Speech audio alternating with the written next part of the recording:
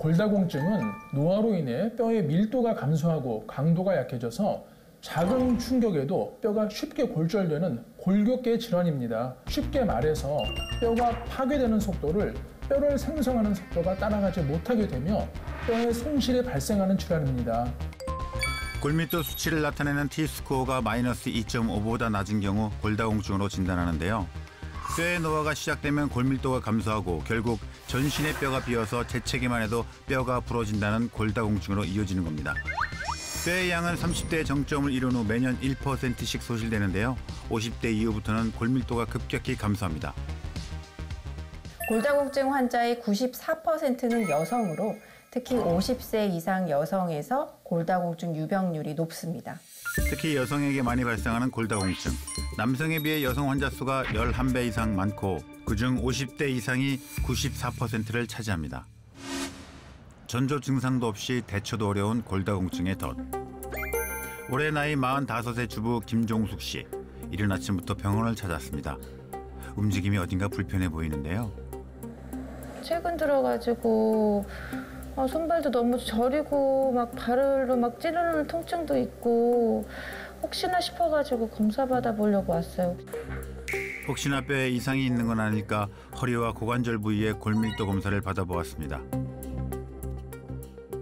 네, 검사 결과가 나오셨는데요. 그래서 T스코어가 마이너스 2.5 이하인 경우에는 빨간색으로 촉하기 때문에 골다공증으로 진단을 하는데 지금 이제 환자분 같은 경우는 마이너스 2.6이 최하 수치로 나오셨어요. 골다공증으로 진단을 할 수가 있다 이렇게 보시면 될 것 같아요.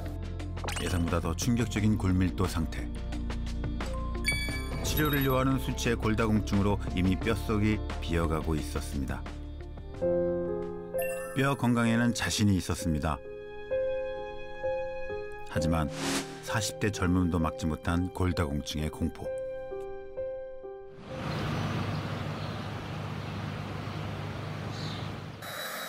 한참 챙길 게 많은 쌍둥이 아들을 둔 엄마 종숙 씨. 아무리 몸이 아파도 집안일은 손을 놓을 수가 없습니다. 뭐 빨래도 해야 되고 뭐 청소며 설거지며 주부가 할 일들이 너무 많은데 이렇게 뼈가 아프다 보니까 다 힘든 것 같아요. 아이들을 위해 식사 준비를 하는 종숙 씨. 그런데 칼질을 하는 모습이 무척 힘들어 보입니다. 어우. 칼을 쥐고 있는 손의 모양도 불편해 보입니다.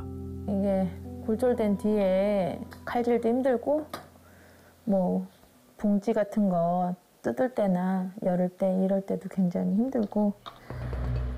넉 달 전 길을 걷다가 갑자기 다리에 힘이 풀리며 앞으로 넘어졌다는 종숙 씨.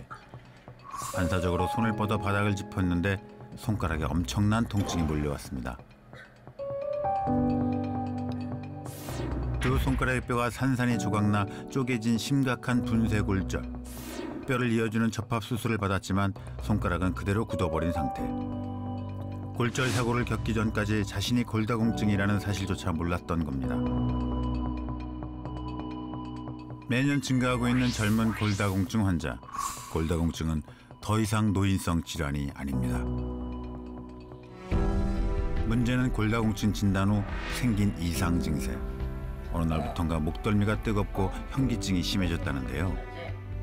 어느 날 갑자기 제가 뒷목이 뻐근하고 막 어지러운 증상이 생기고 이래서 병원에 갔는데 혈압이 150 정도까지 올라서 너무 깜짝 놀랐어요.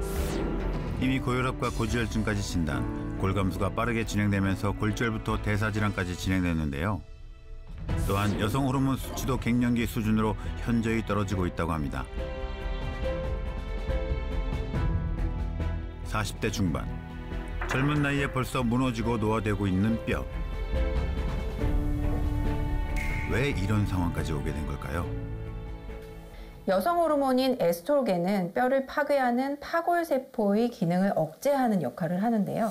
완경 이후의 여성의 뼈는 에스트로겐의 결핍으로 인해서 급속히 약해지고 이는 골다공증으로 이어지게 됩니다. 현재 우리나라 50세 이상 여성 3명 중 1명은 골다공증을 앓고 있다는데요.